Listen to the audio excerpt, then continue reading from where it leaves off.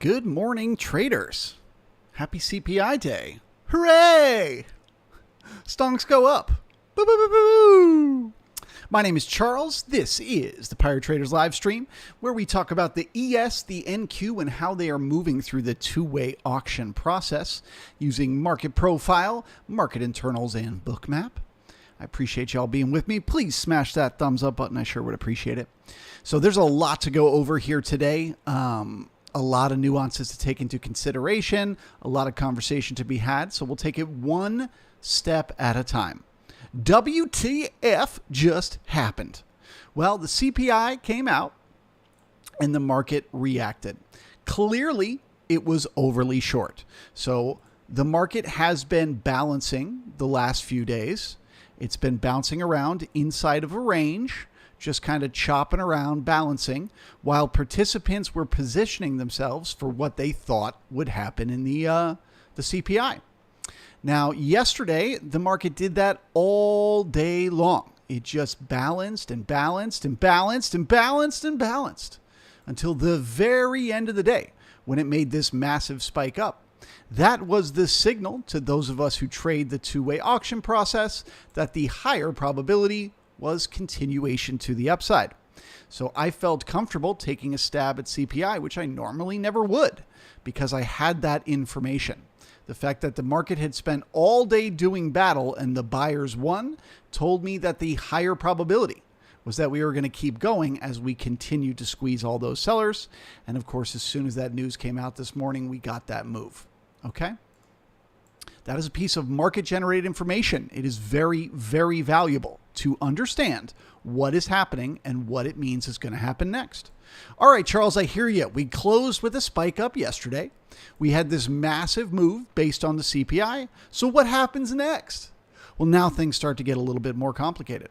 So I left all these weak references up here so that you guys could see that these have been sitting here for months and months and months. All of this weakness. These are magnets that pull on price to come back up there. But as soon as the market opens up here, all of them disappear. Those magnets go poof and they stop existing because they've been, the market's gone through those levels. And then the magnet boop, boop, becomes yesterday's high. Okay, the top of yesterday's range at 44.78. So the first order of business for the market this morning will be to try to fill that gap, to try to get back down to yesterday's high. However, large gaps that are this large, often don't fill on the first day. So the probability that it will be able to fill the gap is slightly less. Okay, great. Also, the fact that we had a spike up followed by a gap up increases the odds that the market wants to continue to the upside. So in my mind, the highest probability this morning is an attempt to fill the gap that will likely find support, chop sideways for a while, and set us up at some point later on in the day or maybe tomorrow for continuation to the upside. Okay, this is just market-generated information. That's it. Spike up, large gap, weakness repaired, new magnet, information, right? Okay, great. So now let's just zoom out real quick and look at the daily. This area here that I have marked in my chart between 44.80 and 45.50, that area is a previous balance area. So in the past, when the market has gotten to this area, it has passed through it very quickly, okay? It doesn't spend time. It just goes from one end to the other immediately. And so we have been trying to get back up in this balance and failed twice. Twice we failed to do it. Well, odds are this one will work. Okay? So this is what we call a balance area. One piece of market-generated information is that when you re-enter a balance area, if you're able to stay in it, you increase the odds that you're heading to the opposite end. Another thing about a balance area is that if that doesn't happen, what we call a when what should happens doesn't, it actually gives you the opposite signal. And we can actually see that just looking at the market from the last few weeks. So we had this balance area down here, And what happened this week? We did not get to the opposite end. So that increased the odds that we were going to be able to head back up and test that balance area high, which we obviously just did with this gap up. So again, market generated information. The fact that we found support halfway through increased the odds we were heading to the balance area high. The fact that we've re-entered this old balance area increases the odds that we're heading to that balance area high. And so now all we need is confirmation, right? All we need is the market to tell us, yes, sir, that is what's happening. And the gap up this morning gives us that opportunity, because if it's a gap and go, if they can keep the momentum going without needing to pull back down into yesterday's spike, that is the market telling us, bigger picture, it's bullish, and the market will likely continue to go up.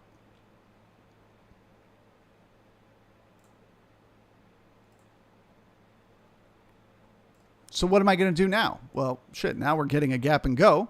So first order of business, the market headed up. It tested the overnight high. So the question is, can they find support up here? Can they bring in new buyers and keep it going? I would assume it's less likely that that's going to happen because we have not tried to fill the gap. So likely they will push up, run out of steam, and come back down. If they do find buyers up there, then you look for continuation. That's what we call a gap and go. But if they cannot, if we just get taper, less and less volume, market pokes up and it pulls back down, pokes up and it pulls back down, well, then they're trying to fill the gap and we're looking for support. First support is going to be around 45.05.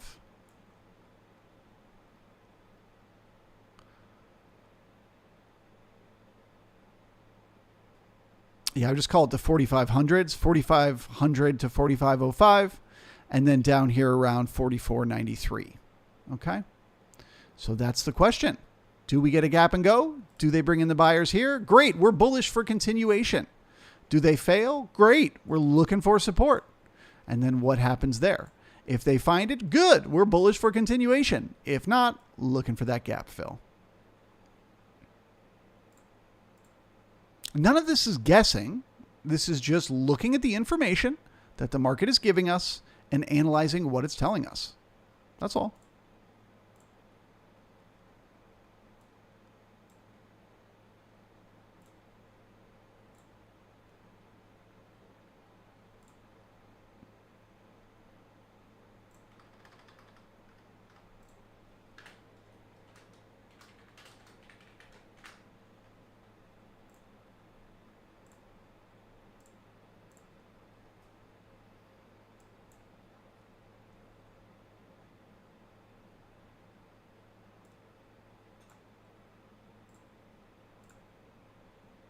The screen that you're looking at here is the market internals. The market internals basically just gives us a look under the hood of the market. So if we're seeing something with price action and we're not sure what's going on, we can look over here under the hood and get a better idea. So as we're flirting with that overnight high, which, as I said, my assumption is we're just going to pop up, come back down, and then fail and pull through. So how will I know if I'm right? I'll look over here at the ticks, and the tick chart will tell me. Obviously, the overnight inventory is net long. No argument there. So the highest probability is that the market needs to go down, okay, so that those traders who went long have a chance to take profits, right? Getting out of a long trade is the same as going short. It is negative momentum against the market. So I'm watching those ticks to find out, are there new buyers up here? Or do we need to give those ticks a chance to cool off? Do we need to give those buyers a chance to take profits, giving us that pullback looking for support? All of this is market-generated information. It's available to you 24/7. All you need to know is how to read it and what it means. Oh, by the way, I'm teaching a course on that starting next week. If anyone's interested, it's going to be a good one.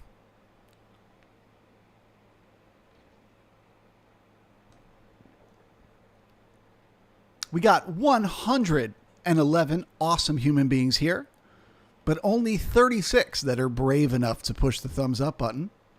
I wonder what the rest of you are afraid of. Do you think that like is going to bite? It won't, but I might. Smash that like button. Good morning to Michael Z. Chillin' with Dylan, who says, "Sup, buttercup." Gino, Farito, Andrew G. Michael Z. Darth Liquidity. Frito says, the possibilities are endless. I would say the possibility of a large move to the upside today is less likely. Higher probability on either sideways at higher prices or a pullback.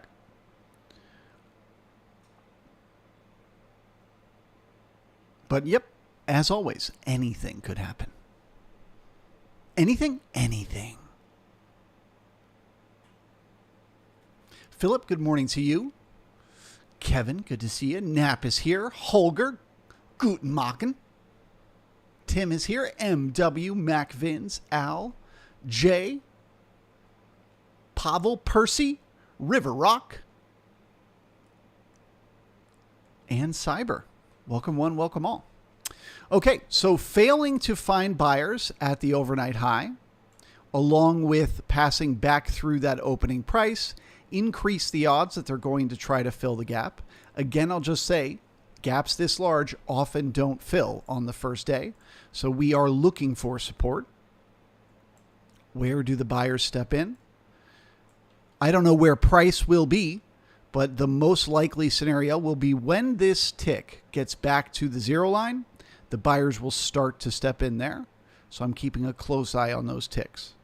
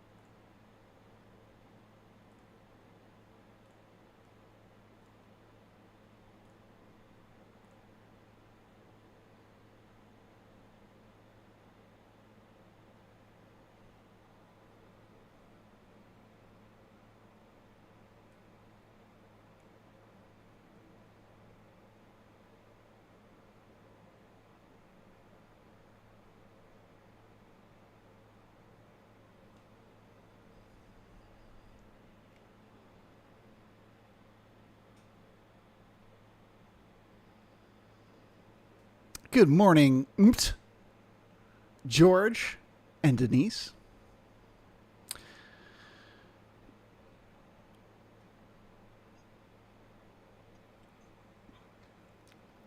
What does the red candle tick mean?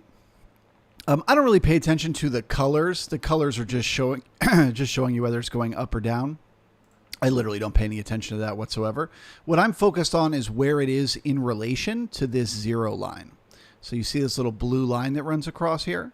So as long as the ticks stay above it, you know there's people buying the market. Okay? If there's more buyers than sellers, the ticks will go up. If there's more sellers than buyers, the ticks will go down. So anytime the ticks are above the zero line and they're moving down towards it, you know there's more sellers stepping in. But often that is, and don't ask me why, okay? This is one of those things. The universe is what it is. When it gets to that zero line, that's sort of the magic level where a lot of times the buyers, just coincidentally, it'll get there right as it gets to support, and that's where the buyers will step in. So then you get some information, right? The fact that the ticks opened all the way up here and started moving down was information. And if they find support is information. right? That just tells you you're finding support to continue higher. But if they continue to pass below that zero line and they keep going down, well, then that's new sellers piling on. You're looking to break that support and take the market lower. Okay. So don't worry about the color. Worry about where they are in relation to the zero line and how they're moving. Are they moving up? Are they moving down? Are they just going up and down? What's happening? Whoops.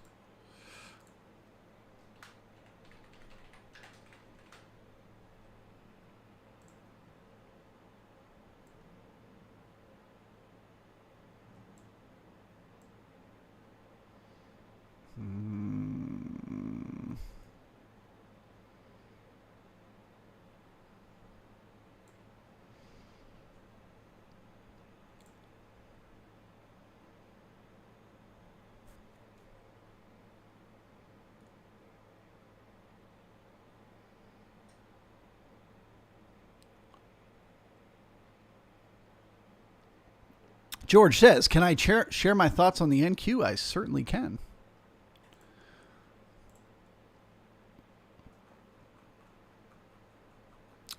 Going into yesterday, the NQ was in exactly the same position as the ES. So I assume, yep, same reaction.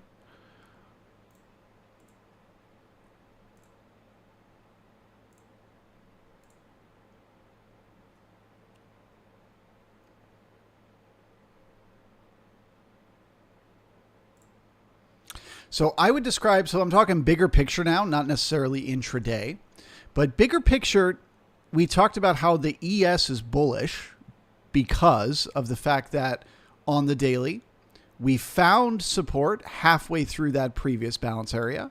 So that's a little bit bullish. And we're now re-entering this other balance area. So that increases the odds that we're heading to the opposite end. Remember? But the NQ is in a very different position. Okay? The NQ already had its fun. And so it's right at that balance area high right now. So it still has to break above to be able to have the same momentum that the ES has. Otherwise, as long as it's still in this balance, the higher probability is that it will, well, not higher probability, either probability could happen that it could continue higher or it could look above and fail and pull back down. So the NQ to me as a swing trader is less bullish until we break above 15,470 and then come back down and turn literally where we are right now into support. So we got to get that poke up, come back down and find that support. Whereas the ES already did its poke. Poke, poke. See, already above. So it too still needs to confirm support, but it can do so with a gap up here. Market pushes higher, buyers step in at a higher price. That is confirmation. The momentum will continue. So, okay, let's zoom in on the NQ and get some levels for today. So first and foremost, your gap fill to yesterday's high is going to be 15,281. You are now back above that overnight high. So if they can hold the support here, that is bullish for continuation up to 15,770. Sorry, 15,477. Dyslexic moment there.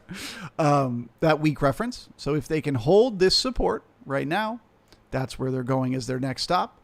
That would be a gap and go. That would be bullish, and you'd be monitoring for continuation to the upside. But if they cannot hold this support and they pull back in, they are looking to try to fill that gap. I see support at 15,390, 15,350, 15,315, and then yesterday's high, 15,280. Okay. So both markets are just kind of deciding, is it going to be a gap and go? Or do we need to try to fill this gap? So far, it's looking bullish, to my surprise.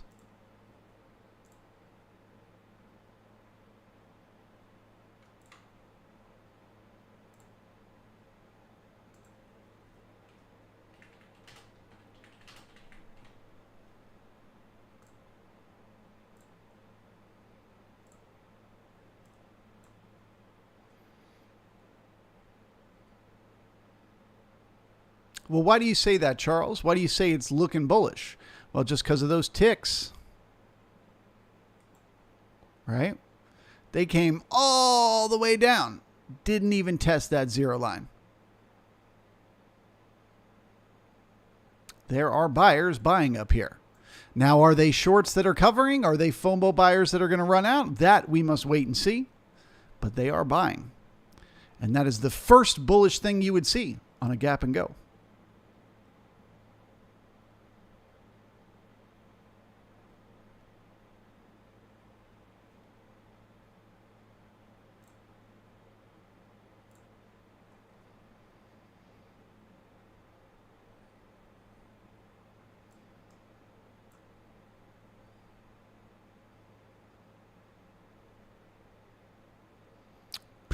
Look at all those stops. Wow, chicka, wow, wow.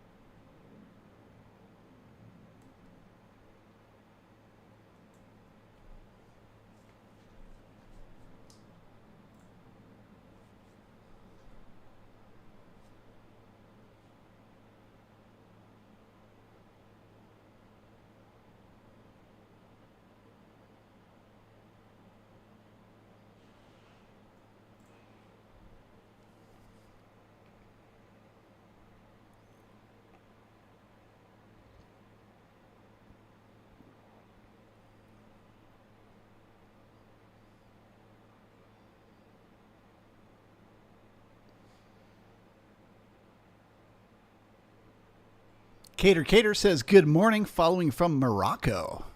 Boy, that must be nice.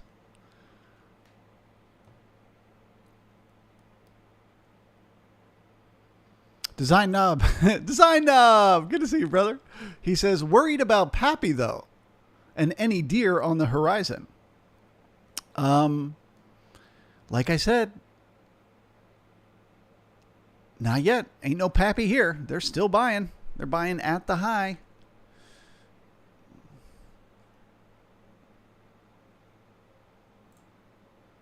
Ain't no Pappy here.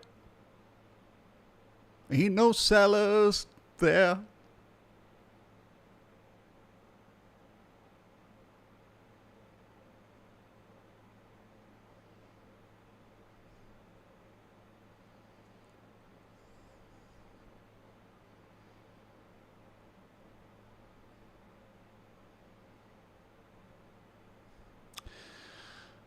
All right, NQ's got a little bit of resistance here at 15,468-ish.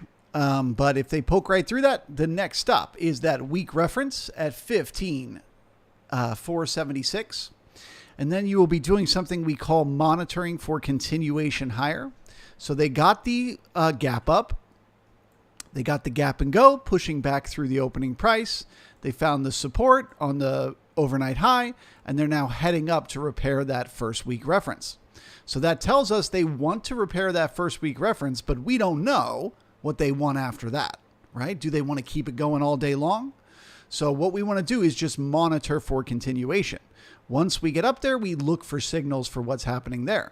It may just be we need to poke up there and touch it, and then we pull right back down through the opening price, which would be neutral. But if they can find new buyers up there, like they just found new buyers up here, then we would assume it's going to keep going.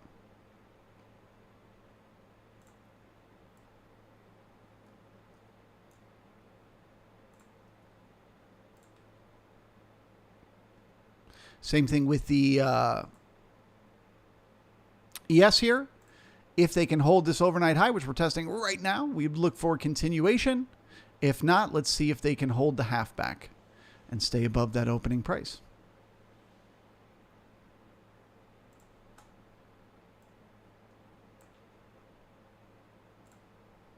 One thing that's jumping out at me is this red candle that we've got right here on the volume profile. Why does that interest me? Because it's above the overnight high. Okay, this wasn't interesting because that was just the tug of war happening. But this liquidity up here is buyers above the overnight high, which is bullish to see.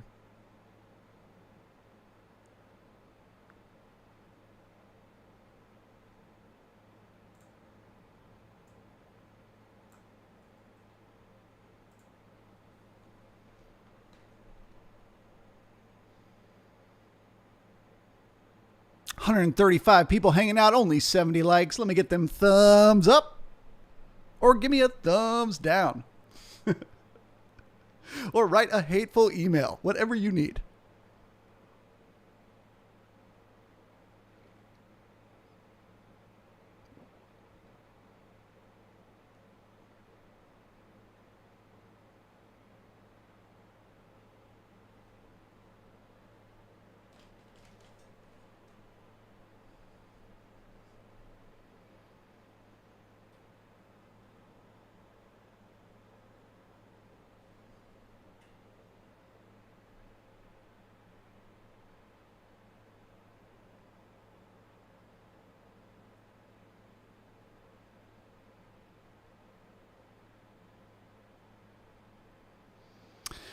Armando says, it always begs the question, are there really new buyers or shorts getting squeezed?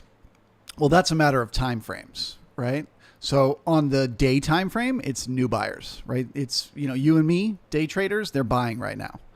On the longer time frame, right, the swing trade time frame, you've probably got some sellers getting squeezed, right, who are looking for that pullback.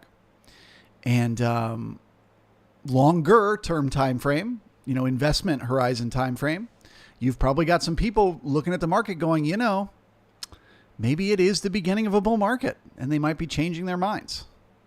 But all of them have to participate on the day time frame, so the information is available to us.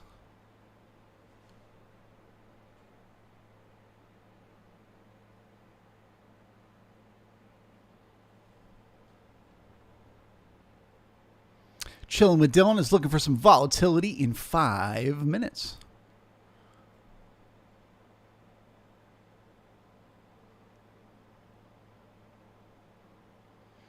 Okay, third test of the overnight high. First test of the zero line on the ticks. Do we have the buyers?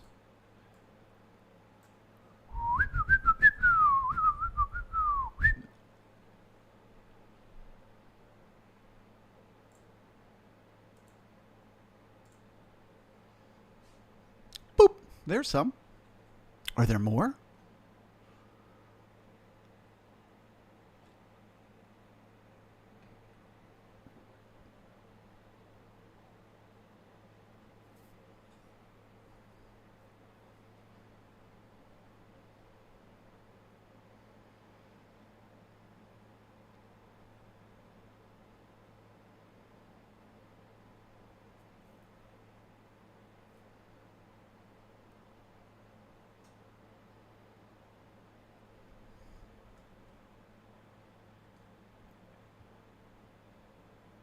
Can also be very helpful at times like these to take a quick look at Bookmap. And I'm looking for two things mainly. First off, is it all icebergs and stops up here? Which basically all of this is just squeezing people. Is there an iceberg below I want to be aware of? Yes, there is, right? That's kind of like a little magnet for price down there. And then where is the liquidity? Is there more? If I'm looking at this little column over on the right, okay, this one over here, is there more liquidity above or below price? So if I zoom out a bit, clearly much darker above, increasing the odds. The market will at least try to poke up there and get at that liquidity. That's what the market wants. It wants to fill orders, and there's more of them above than below.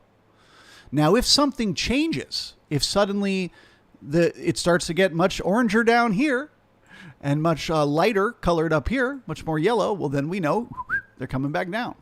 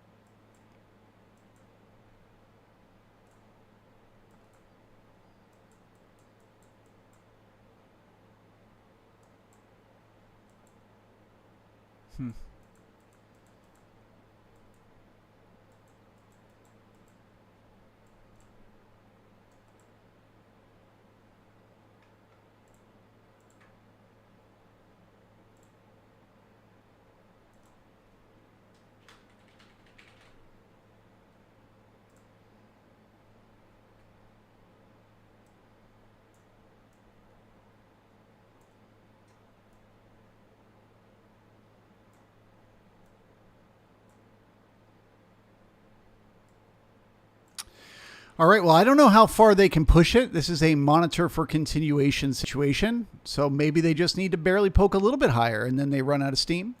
But right now, I am bullish for continuation as the buyers are in control. So very, very cautiously bullish. And of course, if we pass back through the opening price, well, then I'm just straight up wrong. But I have a feeling that this overnight high is going to hold. So I'm bullish for continuation to head up and test 45.25 and see what happens there.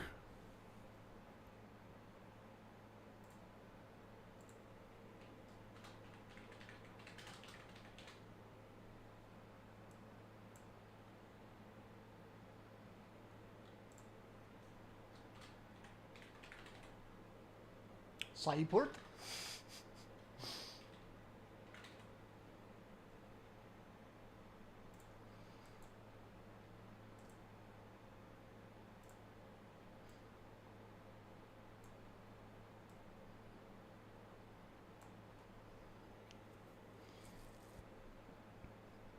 All right, so let's get back to looking at those ticks and see if the buyers can hold it.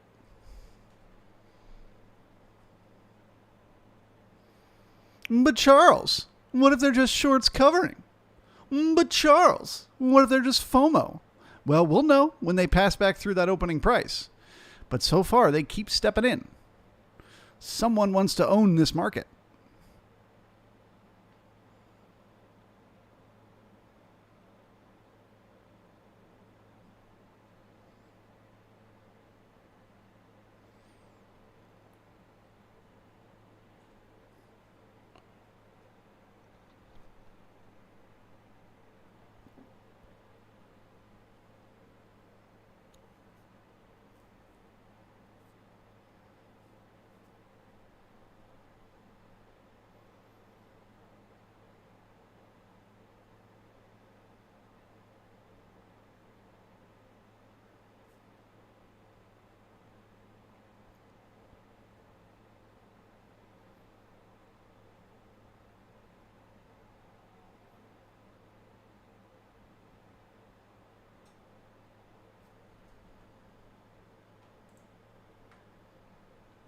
I would consider that B period low weak because it stopped one tick from the overnight high.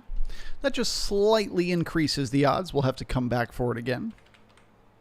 We don't worry about weak references if the market has momentum, but we do want to make note of it.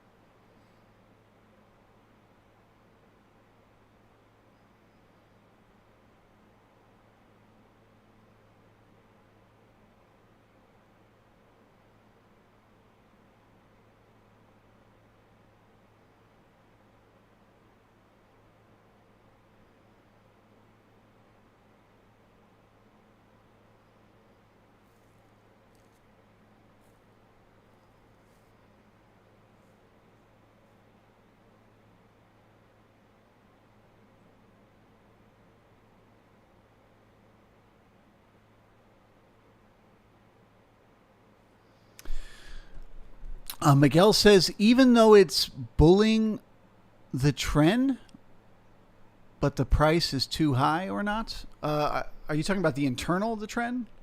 Yeah, no, I'm just focused on price action and momentum, right? The market gapped up. So sorry, the market had a spike up yesterday that told us there were likely more buyers coming today. We had a gap up this morning that confirmed we had more buyers. We've had a gap and go, meaning the market didn't need to go back and fill the gap. It's just new buyers stepping in. All of those things tell us that the buying is likely to continue. It doesn't tell us how long it'll continue for. You're absolutely right. This thing is going to run out of steam sooner or later. But for now, they have the support. They have the buyers. So let's stick with it as long as they're above that opening price. Now, if it passes back through that opening price, I instantly change my mind, right? Because that's new information. But with the information I have right now, it's saying the buyers stepped in here, they stepped in here, they'll likely step in here as well. And until that information changes, I will be bullish. I'm not going to try to explain why it's happening. I'm not going to try to guess how far it can go. But I see what's happening now, and I understand how to read it and what is most likely to come next.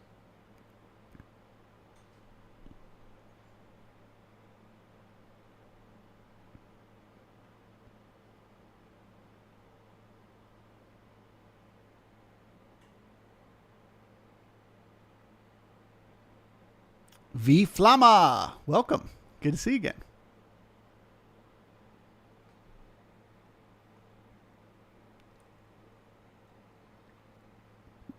Christopher says, what is the software on the right?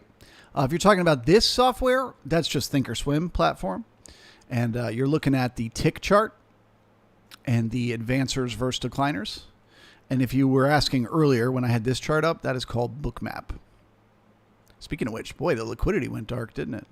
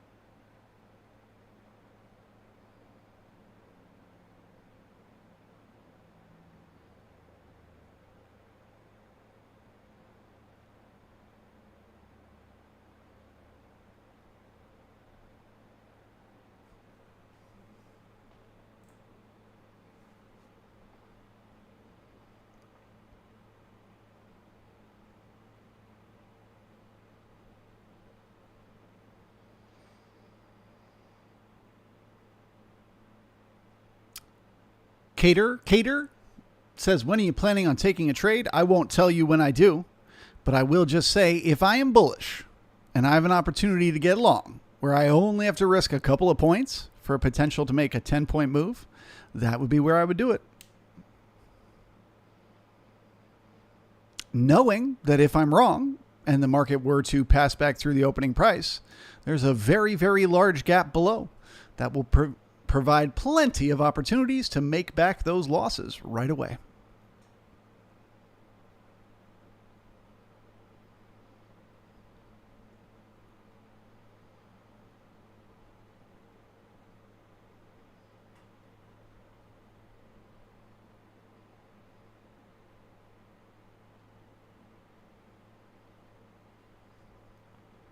Miguel says, by the way, I'm short the Q. Short the Q? With momentum? Not advisable, my friend. Well, you may be in luck. We're about to repair that weak reference up there at 15,476. That might be all the market needs. They may just poke up there and then come pulling back down through the open. But if they poke up there and new buyers continue to step in, you do not want to be in a short, my friend, because at that point you are fighting momentum. You got to spike up. You got to gap up. You got to gap and go. You don't want to fight against that. Plenty of money to be made on the way down once that momentum is over. Once the market gives you the signal, it's done going up and it's ready to go down. But generally, I prefer not to fight against it until I get the signal from the market.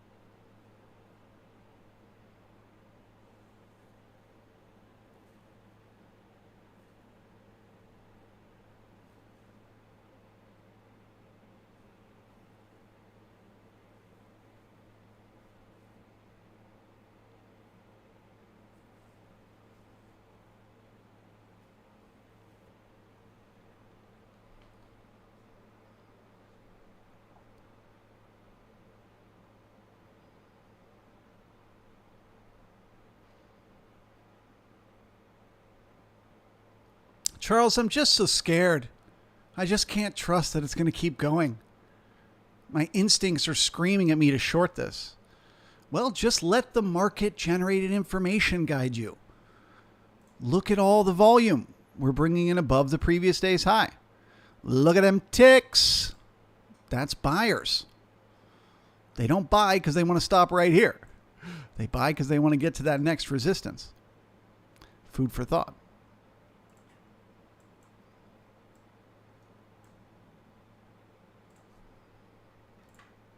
Market just created what we call a poor high. A poor high is an opportunity for the market to create liquidity to keep the momentum going. So you can think about it almost like a double top. Traders see that poor high and they start shorting, but where do they put their stops? Right above. And that creates the liquidity so that once they come through and repair that poor high, boop, they get another little poke up. So we expect the market to push away, but then find support and come back and repair.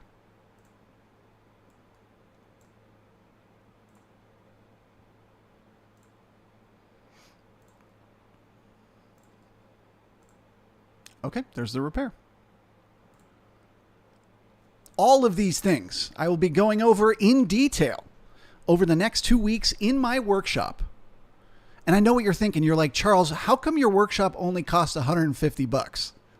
Okay, we could have bought the halfback where you put the arrow. We would have already made our 3 points of profit and paid for the whole course. Why are you giving it away for so cheap? Because I genuinely want to help people. So I keep the course cheap so that it is accessible, so that you can feel confident that you can take on this mission to learn more information and to grow as a trader, knowing that that information will lead to opportunities to make money in the future. So the course is 2 weeks long. It's 4 hours a day. If you can't sit through the course itself while it's live, you can watch the videos afterward. They'll be posted and available. And just something to consider. For anyone at any point in your trading progress, the way the workshop is designed, of course, I'll teach you how to look at the charts. I'm going to teach you all the signals. What are they? How do you read them? What do they mean? But what's much more important than that, I will teach you how to think like a trader. And that's what was the hard part for me. That's what took me years and years and years to figure out. I learned every charting pattern that exists on earth. I can read any instrument you want to show me.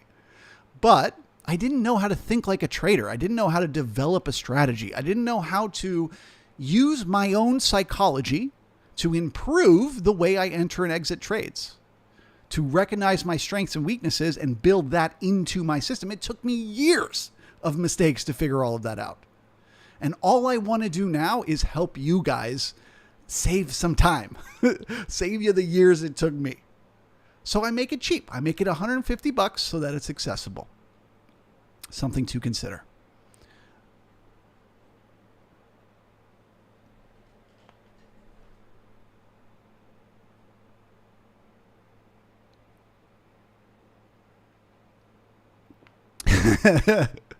Fighter Pilot says, I can process all the market-generated information this morning and press the like button. And that's why I love you. Thank you, Juan. Appreciate you.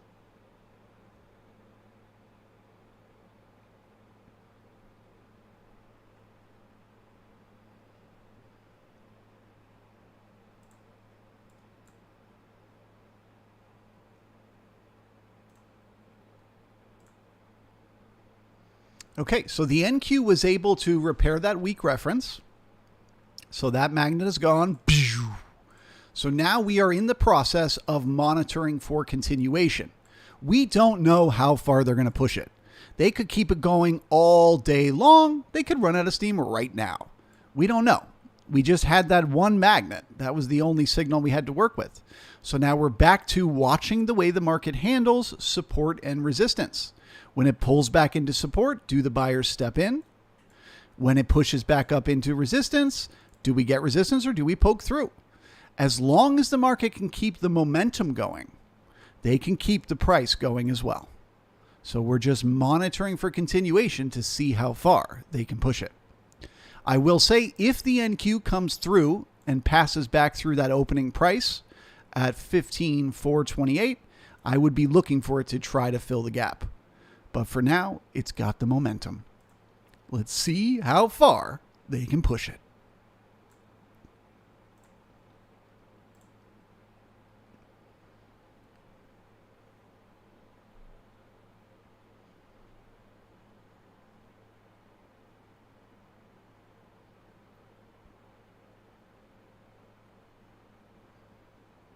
Rob Farley in the house. Good to see you. Welcome. All is well. I went ape shit crazy yesterday on the Prime, on the Prime Day, and I ordered everything next day shipping. So today is going to be an early Christmas. Can't complain.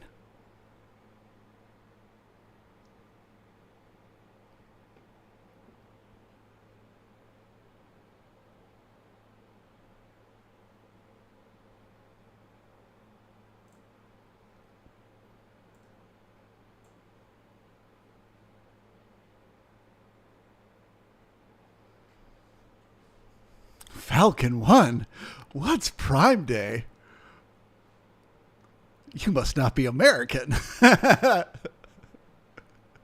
So Prime Day is this holiday where Amazon raises all the prices and then shows them as being on sale, and everyone goes into a buying frenzy.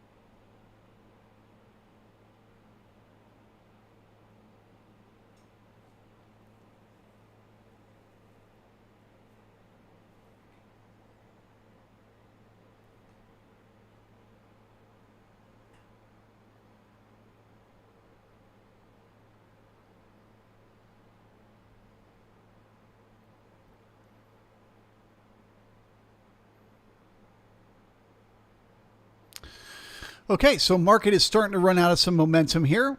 We can see that with the taper in the volume up at the high. We can also see they're starting to play the games with the icebergs, right? They stopped the market at an exact level, and now they're trying to hold it up at an exact level. So I expect there's going to be a little tug of war up here, and we'll look for which way it breaks.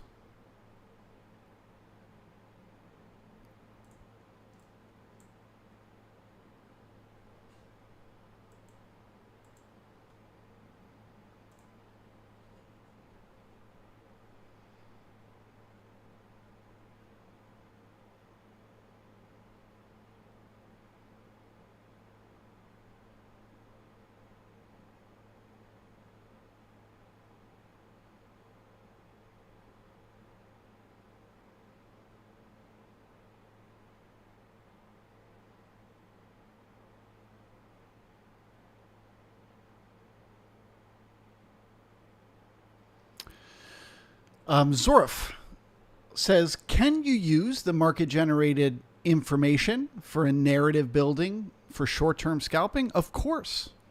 It's what Jim Dalton calls fast trades. Yeah, I mean, market-generated information is what you get no matter what you look at, right? If you're looking at candlesticks, if you're looking at, MACD, RSI, Bollinger Bands, like whatever you want, right? All of those things are a version of market-generated information. Essentially, they're all just tools that analyze where the market goes, how long it spends there, and how much volume comes in, and it displays that information to you one way or another. So I don't advocate for you have to trade using market profile. You have to use Bookmap. You have to use internals. Nothing like that. Whatever, tools you are comfortable with are the tools you should use. If you like candlesticks, whatever, it's all good. But what I talk about is using that information, okay, whatever it may be, to understand the context of what's going on. So whatever information you currently use for scalping, Do you really understand? Why is the market finding support here? What is likely to come next? So yeah, any time frame that you want to trade, you can find value in the way you analyze the information. Jim Dalton, who I learned this from, uses it even in real estate. He'll make a market profile chart that's, you know, a real estate market over years and years and years, because when you see it in 3 dimensions, it's just much easier to comprehend what's happening, right? So a regular candlestick, just for some fun comparisons here. Okay. So a regular candlestick will tell me that over this half an hour period of time, the market started down here and it ended up here. It'll tell me this much volume traded during that time. Okay, thanks. Thanks so much. That's information. That's useful. But what's more information is being able to see that there was very little volume near the lows and that there was new volume pulling in above the overnight high. And that information gives me more tradable opportunities, in my opinion, than just the limited 2-dimensional information here. You see, the way the market makes every move it ever makes, whether it's making a move 2 points or it's making a move 200 points, it is always an auction process. It is always buyers and sellers playing tug of war, trying to win. The way you can see that auction process is that it goes through a very exact system. First, price advertises. So the price will move to a new location. So for example, we opened here and the price moved down, right? So it advertised lower. Then time regulates and volume measures. So we spent very little time down here. So the time said, nope, we're going back up. And then the volume, because we had very thin volume, confirmed that. So, okay, cool. Now we can trust this low. So then the market pushes up above the high. And what does it do? It just sits and sits and sits, and it spends all this time up here. Then we start seeing those little red candles popping up. So time is telling us they can keep going, and volume is confirming it. Price advertises, time regulates, volume measures. This process is happening minute by minute, point by point, and happening over the longer time frames as well.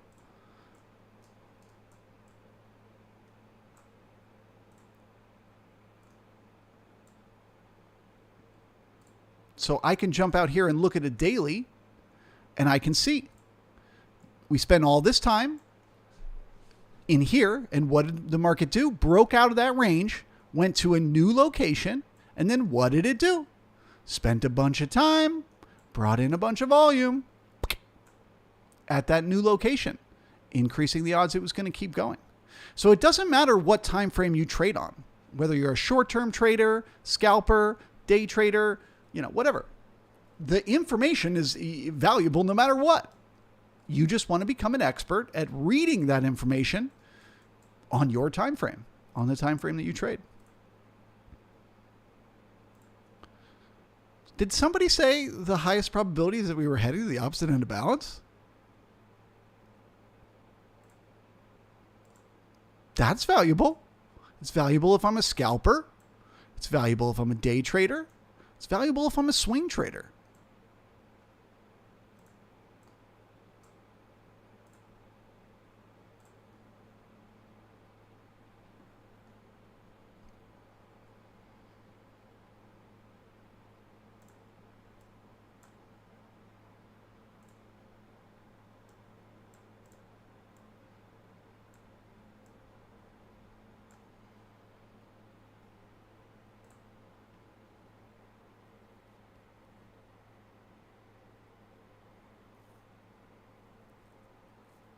There it is.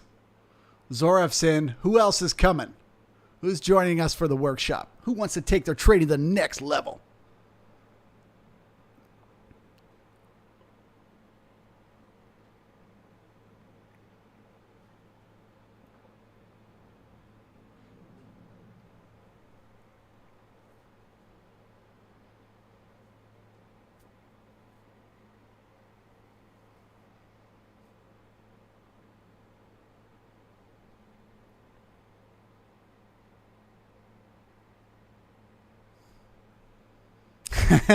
Paper demo. Do you provide financial aid? Shoot me an email, paper demo. Send an email to ahoy@piratetraders.io. I'll help a brother out. What is the schedule for the training? Great question. So starting next week at 11 a.m. every day, I'll start the workshop. The first hour to 2 hours will be a lecture on a certain subject matter, just a PowerPoint lecture where I explain everything in detail, and then we'll reinforce those concepts with the live market. It goes on for 2 weeks, so Monday to Friday, 11 to 3-ish every day, and then the following week as well. And all the lessons are uploaded online, so if you miss a lesson or whatever, you can go back and rewatch. Okay, so now we're back to test the support. Should we be bearish, Charles? We pulled back a little bit. No, sir. Why? Because that's what markets do. They push up as far as they can, and they pull back down looking for those buyers. But what's interesting to me is the fact that we left these icebergs up here. Why are they doing this? Because they want that liquidity. So I'm looking for support here. I guess we're not going to get it at 18. So I'm looking for it at the overnight high. Can they hold it?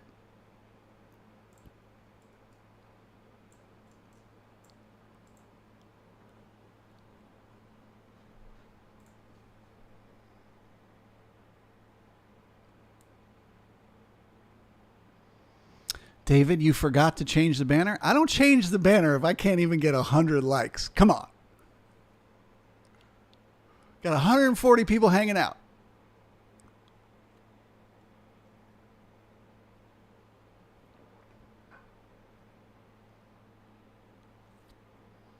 "777 says the initial balance very stretched. Oh yeah, especially if you add the gap. If you consider the gap part of it, this is a lot of momentum. But we're not going to fight the momentum. We'll know if it's over. They'll pass back through that opening price.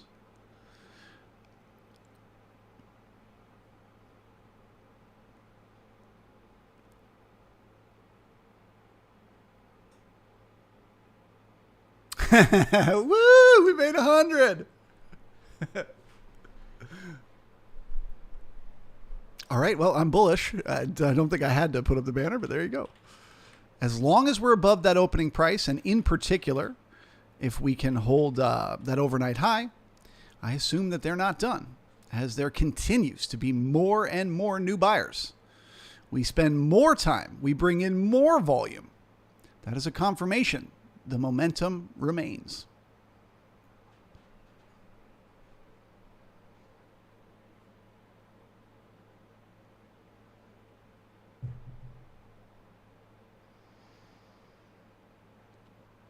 David says, is it short covering or new buyers? So we talked about this earlier. It's a matter of time frames. I'm sure it's almost all short covering on the swing trade time frame. But day time frame, there are new buyers stepping in. Look at those ticks. This is not the futures. This is the actual NYSE exchange. They are buying real shares of the real stocks and holding the market up. So that is new buyers on the day time frame. Now, how far they can push it, I don't have that answer. But for now, they're in charge. Let's see how far they can.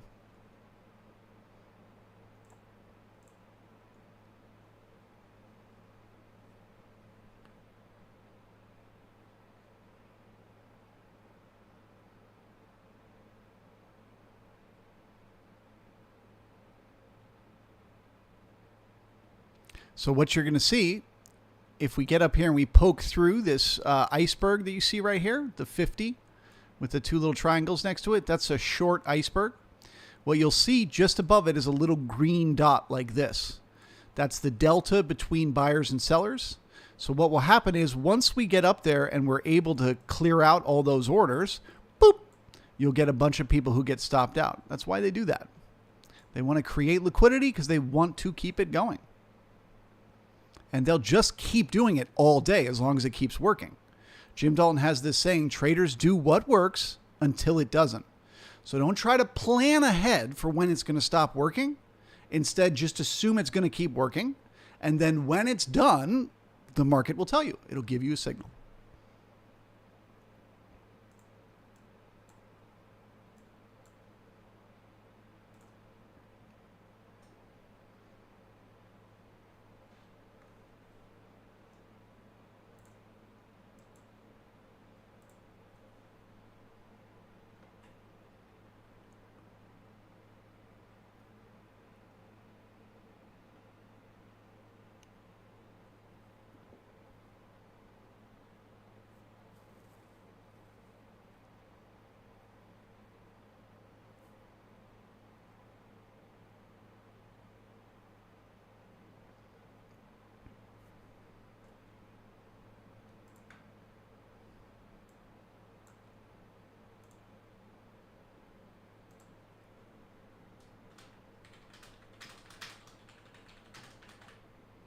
Okay, so as we print the C period here, we got some new information. The first new piece of information, we left behind some single prints. So that increases the odds the market will try to backfill those. But if it does, there will be support there for continuation.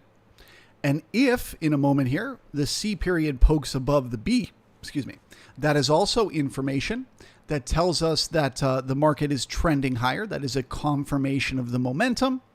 And it also gives us a very specific level to look for where that momentum comes to an end, which ironically, oh my goodness, it's right where I've been saying this whole time. Isn't that funny? Which we call cessation of the trend.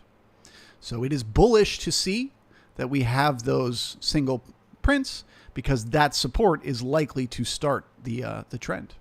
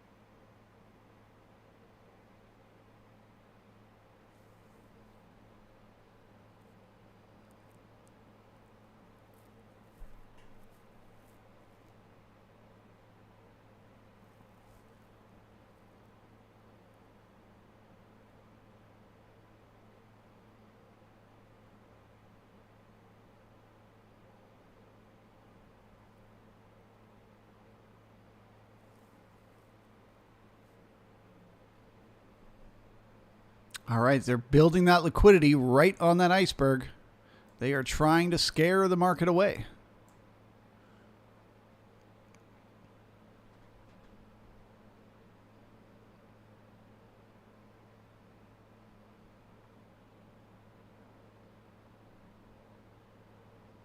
Okay, so there's the single prints backfilled, looking for support to come back for that poor high.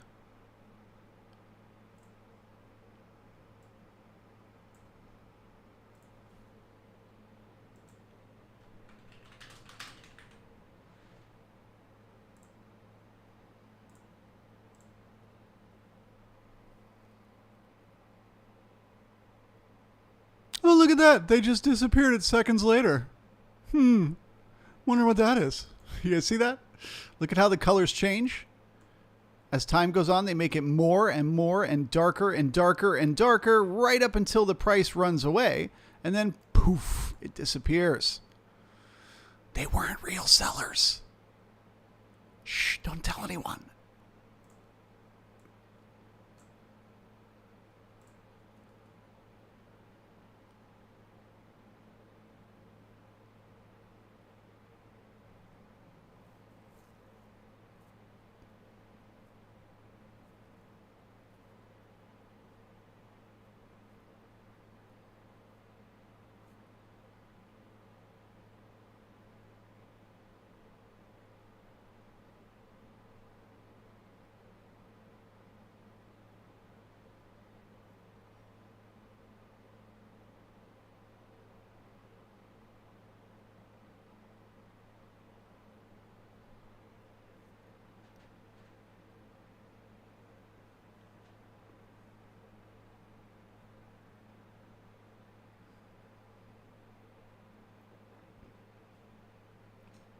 schmort schmellers. You sons of guns.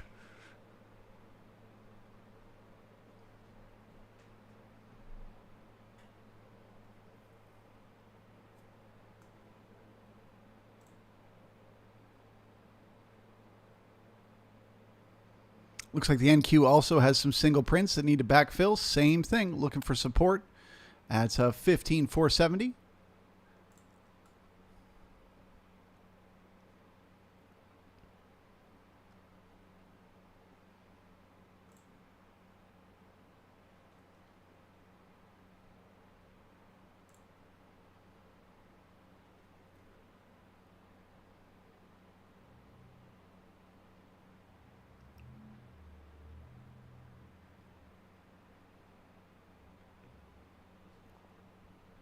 All right, so we talked about this. Signals. That is the very first not bullish signal that we've gotten today. All morning, every single thing the market has done has been bullish. That's the first slightly less bullish. So does that mean the market's going to turn around and go straight down? No, of course not, right? There's still plenty of momentum, and we got that poor high, which is a giant magnet. But as far as asking the question of how far can they push it, we just got our first signal. It may be coming to an end soon. Watching that next resistance. Wait, Charles, I missed it. What signal? We backfilled those single prints, but we didn't head back up for the poor high. So that's a when what should happens doesn't. Not bearish, just slightly less bullish.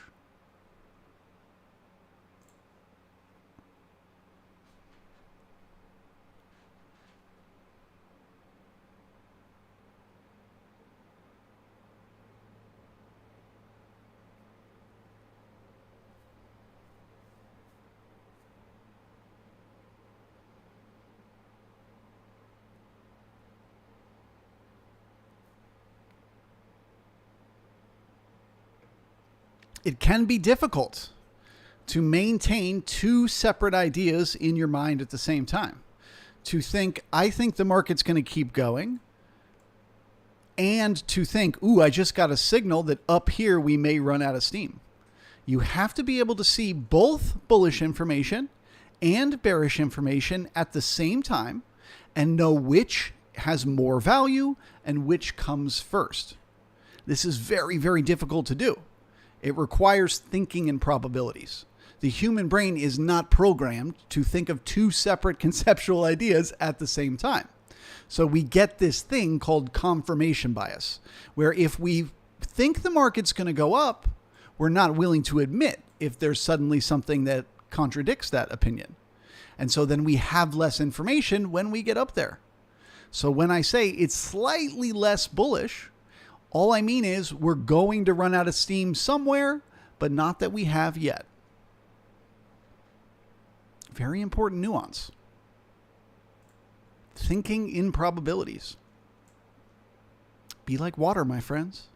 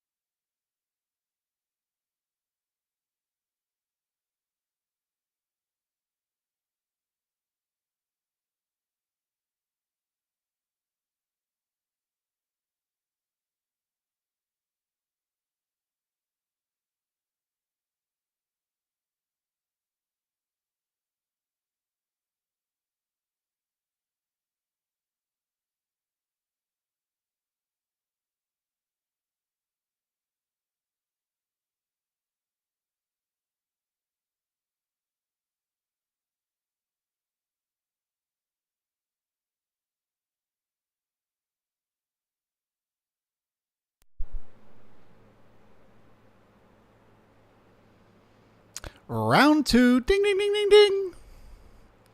So once again, they're going to try to scare price away here because they want to get more and more liquidity up above. Let's see what happens with this iceberg. Right at the high. Boop, right through it. Remember that green dot I told you about? Yeah. So that's why we had to pull back and backfill those single prints.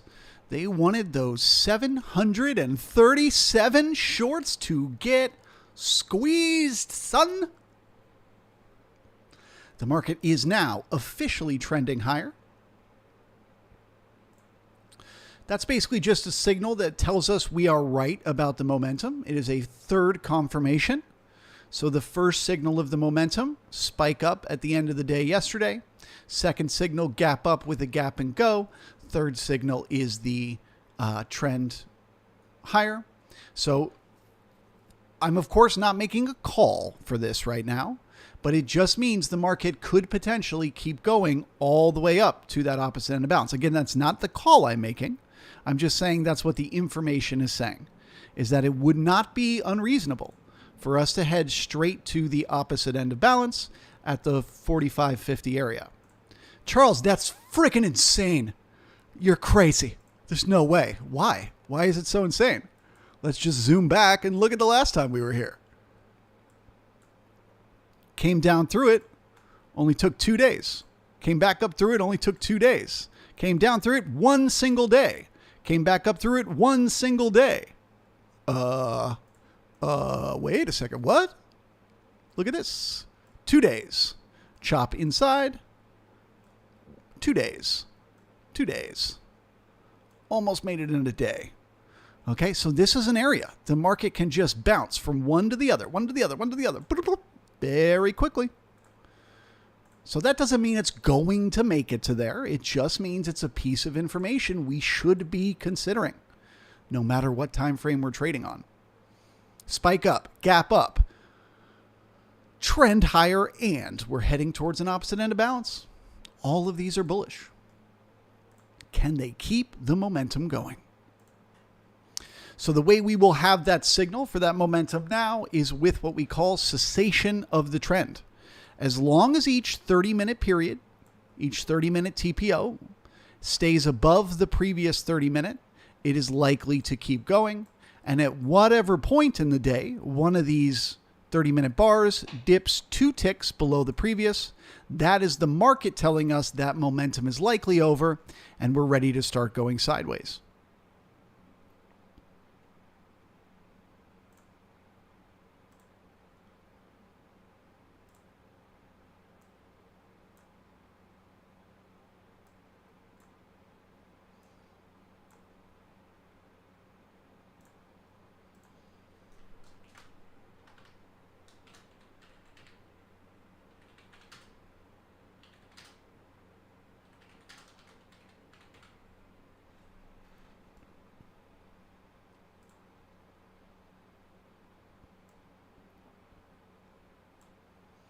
Okay, so I'm getting ready to sign off here. Let me give you some levels to think about. We got support at 45.19. It's this large note. Actually, we're in it right now. Okay. We've also got support at the halfback and the overnight high. And then we've got cessation of the trend at 45.1275. Sorry, 45.13. So as long as we're above 45.13, we're going to assume they'll find that support and keep going. But if they pass back through there, we know that momentum up is over. So then what's the next question we want to ask ourselves? Well, if that momentum up is over, what's likely to come next? Normally, on any other day, I would say the market's probably going to go sideways, and you would want to trade it reversion to the mean. So the market would pull down to here, dip below that B period low. You'd be looking to buy down here to take profits in the middle, sell up here to take profits in the middle. However, today, I would be very, very cautious doing any business below the opening price, unless you're going to sell for a break lower. Because with this large of a gap, whenever the momentum up is over, and like I said, they could do it all day. They could shock you how far they could push it. But whenever it's over, If the market comes back down through that opening price, there will likely be new sellers that will pile on to try to fill that gap. So I would not want to be buying in there. So stick with the momentum if the D period stays above the C period low, if the E above the D, if every 30 minutes they just keep it going, well, then you are either long or you're flat. Don't fight them. But whenever one of those TPOs dips below the previous, then you can start to look for opportunities on the way back down. Then all of a sudden you start to see potential here. But don't you dare assume you know it's going to end right here, because then you become the liquidity that keeps this fucker going all day. They just keep squeezing your shorts. Thank you so much for joining me. It's a really nice feeling to have broken 100 likes today. I love you guys for that. And if you're a member of the brigade, we will see you tomorrow morning. And anyone that wants to join me in the workshop, like I said, it's 3 friggin' points in the ES. And you've paid for the whole workshop. If I say anything over the 2-week period of time that could give you a single piece of insight that could help you make a 3-point move, you've paid for it. Food for thought. All right, everyone. Thank you very much. Bye.